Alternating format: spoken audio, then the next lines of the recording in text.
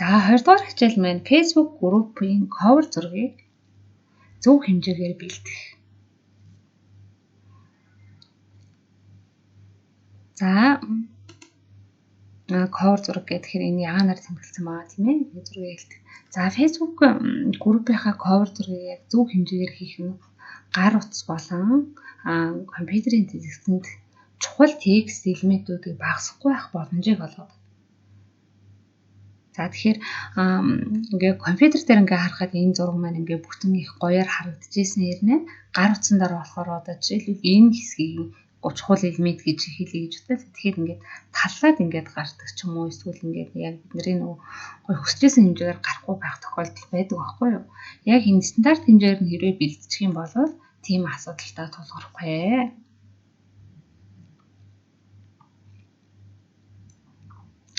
За одоо энэ зурган дээр бүгд анхаарлаа хандуулаарай.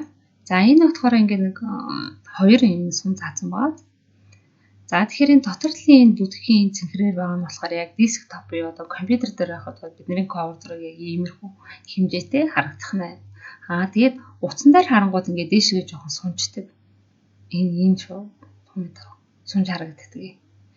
За тэгэхээр cover зургийг бид нэр яг стандартын дагуу болохоор Adobe Photoshop-тэй бэлдэж болно. Microsoft PowerPoint дээр бэлдэж байна. Canva.com гэх сайт байдаг. Тэн дээр бэлэн загваруудаас авч болно. Тийм үү? Snappy.com гэсэн ийм сайтууд руу ороод бид нараа бэлдэж авах боломжтой. За эдгээр сайтууд болохоор яг нөгөө стандарт хэмжээгээр нь ингээд одоо жишээ нь cover зураг гээл дөрөнгүүд яг тэр cover зургийн хэмжээгээр ийм бэлэн темплейтүүдийг ашиглах боломжтой зохион байгуулагдсан байдаг. За тэгээ өнөөдрийн хувьд бол бид нэр энэ Snappy.com гэдэг дээр бол бид нэр хийж үзнэ. Энэ бол их айгүй аятайхан. Яг энэ дээр бол ер нь бол Facebook группийн cover зураг нь болохоор 1640-ийг харьцах нь 856 пиксел. Энэ хэмжээгээр бэлтгэхэд бол маш гоё. Одоо яг үнэхээр одоо энэ гар утас болон компьютерийн дэлгэцэнд бол ямар нэгэн тийм чухал текстүүд маань багасахгүй тийм гажуудахгүйгээр аюул гоё зүг гарч ирж харагддаг юм байна лээ. Тэгэхээр өнөөдрийн хичээл дээр бүгдээ Snappy.com дээр яаж cover зургийг бэлтгэх вэ гэдгийг үзэх болно.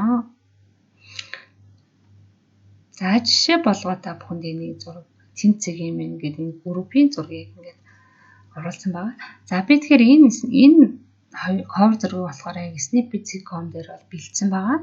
За тэгээд энэ болохоор компьютерийн дэлгэцэнд бол ийм байдалтай харагдаж байна. Гар утаснаас харахад бол бас л яг гоё алдаагүй харагдаж байгаа. За миний хувьд бол одоо нөгөө чухал текст элемент гэдэг байгаагаа болохоор яг энэ дээр фокуслж байгаа байхгүй юу? Хэрвээ энэ маань нөгөө стандарт хэмжээгээр яг зүгээр дуруу ингээд хийчих юм бол ингээд таллаач гарах ч юм уу ийшээ гарах гэдэг ингээд алдаатай харагдах болно. Энэ дээр болохоор яг ингээд гоё зүг ингээд стандарт хэмжээгээр хийчих юм бол ингээд утсан дээрээс харсан жижигхэн компьютерийн дэлгэцээр харсан жижигхэн байх боломжтой юм гоё хийх хэрэгтэй cover зургийг. За тэгээд айгүй амархан одоо ерөөсөө мэйлээ бүртгүүлээл тэгэл бэлэн темплейтнээс нь ингээл аваад сонгоод тэгэл нөгөө өөрийнхөө хэрэгтэй зургуудыг оруулах зүйл бэлэн темплейтээр нь ингээд өөрчлөх. Өөдөл гоё coverтай болох юм. Аргыг дараагийн видео хичээлээс сураараа.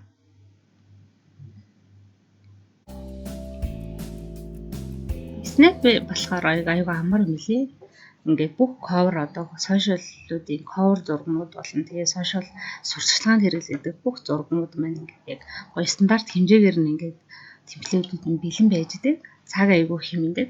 За Snap маань болохоор бас өнгөө үйлдвэртэй надад аюу таалагдсан амархан. За фри үйлдвэр нь болохоор нэг хэрэглэж бүрдүүлдэг. Тэгээ 5,000 темплейтийг сонгох боломжтой. 3,000 өндөр нэгтрэлтэй зураг болон графикийг ашиглах боломжтой. Тэгээ сард та 3 зургийг яг татаж авах боломжтой гэсэн. Та энэ програм дээр өөрийнхөө Facebook cover болон сурталчилгаанд зориулсан 3 зургийг бэлдээд авах боломжтой гэсэн. Хэрвээ та 4 дахь зургийг татгаар бол сард $10 төлнө л гэсэн үг байхгүй. Тэгэхээр $10 төлөхөөр бол ингээд үйлчлэгчид нь илүү нэмэгдээ явж байгаа. За одоо бүгдээрээ бүртгүүлье. За үнэгүй бүртгүүлэхийн тулд ингээд start for free гэсэн дарна. За энэ дээр нэрээ биччихье тий. Төвшин За мэйл хаяг нь болохоор за info team гэр авчээ. Нууц үг нь болохоор хамгийн багадаа 4 тэмцэгтэй юм тий.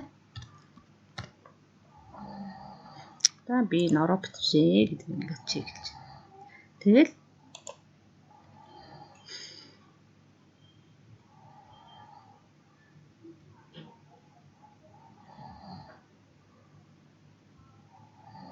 за жоох удаан багш. За одоо ингээд бүгдөө бүрдүүлчихлээ тий.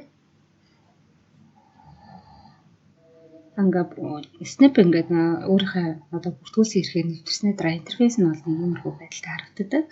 За бэлгийн темплейт ийм хэмжээстэй темплейүүдийг хэрэглэхээс гадна өөрөө одоо ямар зураг бэлтгэж байгаа тэрний тухайн зургийнхаа өргөн өндөрийнхний хэмжээг оруулж өгөөд create тавчтаар гараа нэг баланс үүсчтэй. Яг тэр хэмжээгээр нь тэгээд өөрөө энэ Snap-ийн өөрийнх нь одоо 3000 орчим зураг байгаа. Тэрнээс ашиглаад мөн эсвэл өөрийнхөө компьютер дээр байгаа зургийг аплод хийж оруулж ирээд энэ cover шаардлагатай cover зураг болон сурталчилгаан дээрх постныхаа зургийг бэлдэх боломжтой. За ер нь Snap аягаа цаг аягүй хэмнэдэг. Яг бол тухайн платформуд дээр яг ямар хэмжээстэй зураг тавил илүү тохиромжтой байдаг. Яг тэр бүх зургийг ингээд темплейт маягаар ингээд үүсгэж өгсөн байдаг. За одоо жишээлбэл Facebook постны зураг болохоор 1200 гаруй 900 пикселтэй байвал илүү төгс харагданаа. Ийм хэмжээтэй зураг гэдэг юм. За тэгээд мөн YouTube-ийн ямар ахын, Twitter-ийн постны зураг ямар ахын ингээд бүгдийг ингээд оруулсан. Мөн энэ бас блогод хэрэглэдэг ийм e-book-ны cover ч гэсэн бас байх нь. За өнөөдрийн хувьд гэвэл бид нэр Facebook группийн cover зураг бэлтгэж байгаа учраас бүгдрээ Facebook-ийн cover гэсэн энэ 1640 пикселийг харьцуулна 850 пиксел гэсэн ийм хэмжээтэй темплейтийг ашиглана. За энэ дээр ингээд харангуй бэлэн загваруудаас сонгох боломжтой болдог. За ингээд бүлэж харж байгаа бүгдийг. За энийг сонгож идөө.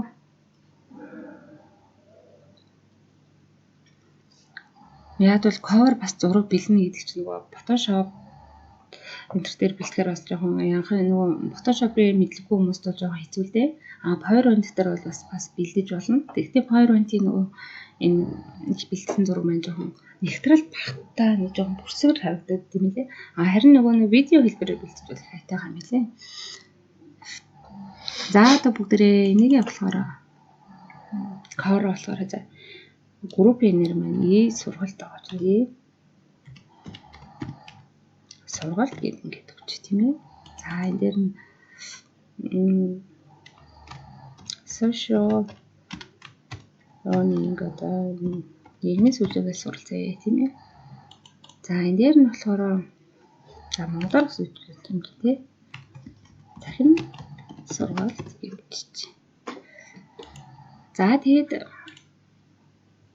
энэ зургийг одоо нэг мобил онлайн гэсэн байгаа. За яг компьютер дээр бол энэ тод шараар харагдсан. Яг иймэрхүү хэмжээтэйгээр харагдана гэсэн. Ноутбук ч юм уу десктопоос харахад гар утаснасаа харахад бол энэ дээшгээ ингээд өндөр нь ингээд яг тулгаар юусэн юм уу. Тэгээ хамгийн дээдлийн энэ хүртэл бол энэ гар утсан дээр харагдана гэсэн үг байхгүй юу? За тэгээд энэ за текстээ ингээд сольждог бол одоо мөн зургуудаа сольж болно. Эсвэл шууд дээр нь ингээд тавьчих болно. Энэ болохоор яг нэгээр нь устгах хэрэгтэй. За тэгээд бүгдээрээ хэрвээ энэ зургийг солих байгаа бол энэ graphics гэдэг рүүгээ оромжтой. За энэ icon-уудаас бас сонгож болох юм байна. Тэгээд мөн фото гэдэг рүүгээ ороод. За энэ дээр нь ямар зураг тавьж болох юм. 3000 зургийг бид нэр ашиглах боломжтой шүү дээ тий. Тэгэхээр за эндээс энэ learning гэж суралт гэсэн үгээр эсвэл training гэх үү? Training гэж суралт гэсэн үгээр ямар зургууд гарч ирэх нь. За энэ зургийг сонгоё гэж үү тий. Тэгвэл ингээл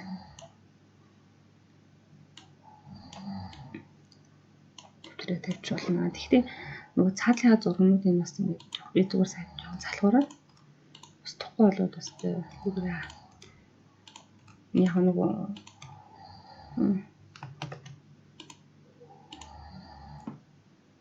нэг групп билж болтгоо юм шиг байна. Зүгээр ингэж тавиал шууд хадгалцдаг болохоор тэр энийг устгах чи.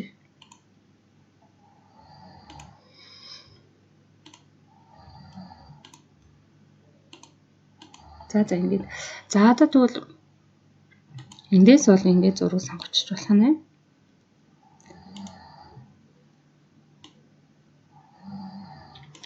За ингээд сонгочулж байна. Эсвэл компьютерээс зураг оруулж ирж болно. За тэгэхээр дүнд энэ графикс руу ороод upload гэдэг рүү ороод энэ зураг оруулж ирэх гэсэн юм төвчдөр байгаа. За эндээс Facebook.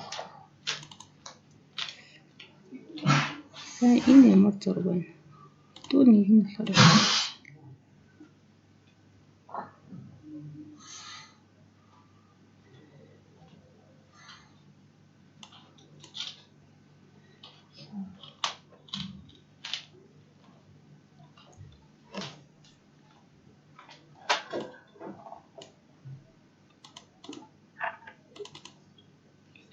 за энэ зурган дээр ингээд хоёр төвчгөр ингээд ороод ирж байгаа шүү.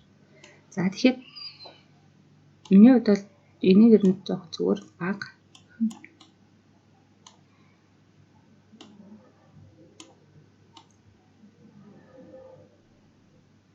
За иймэрхүү. За ингээд оруулж. За энэ юуных нь цаатлын фоны болохоор жоох энтэн ойрхон хэлцэн улаан өнгөрсөн гоцтой юм.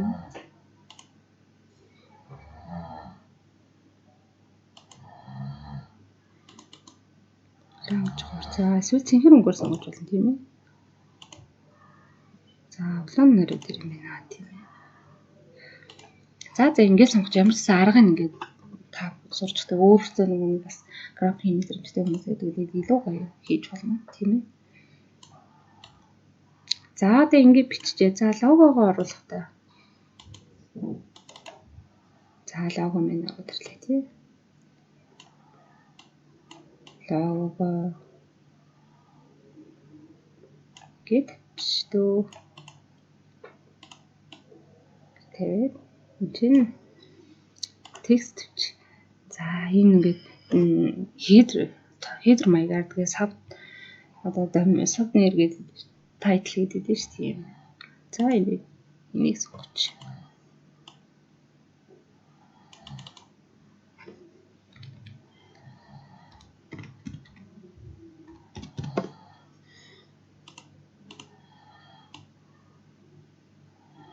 За энэ хэмжээг болохоор ер нь ингээд нэгээд дараа.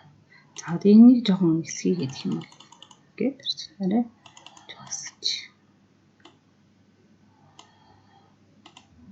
Тэгээ зөвхт бол ингээд.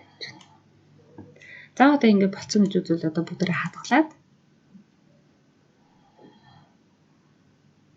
энэ save төвчийг дарж хадгалах нь шүү дээ энэ. За тэгээд хадгалсныхаа дараа болохоор энэ download уу татаж авах гэдгээрээ дарангууд энэ сонголтууд гарч ирж байгаа. Тэгээ веб зориулсан. Тэгэхээр энэгээр татгаар жоохон бүтгэн гараад ирсэн. Зургийнх нь ихтэй аягүй бага байсан. Тэгэхээр энийг авчираа энэ сонголтыг хийвэл арай илүү гоё нэгтрэлтэй байлаа.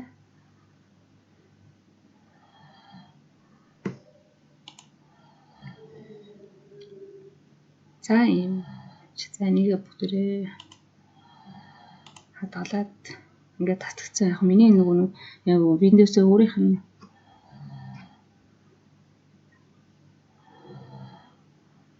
фото эдитер байна. За ингээд cover group гэдэг татгалж. За одоо бүгдээрээ cover зураг бэлтсэн юм чи одоо нөгөө Facebook group руу ороод тухайн зураг аплод хийж. Яг миний бас хитрхийх нуршуу тайлбарлаад гэж магадгүй. Гэхдээ нөгөө бүр анхан шатны одоо анх удаага ингээд cover зургийн дээр оруулж өгч байгаа тийм хүмүүс бас байгаа болохоор ингээд жоохон детальчилж хэлээд байгаа шүү. Тэрийг бас ойлгороо. Нөгөө зургаас энэ зураг маань энд татсан байгаа.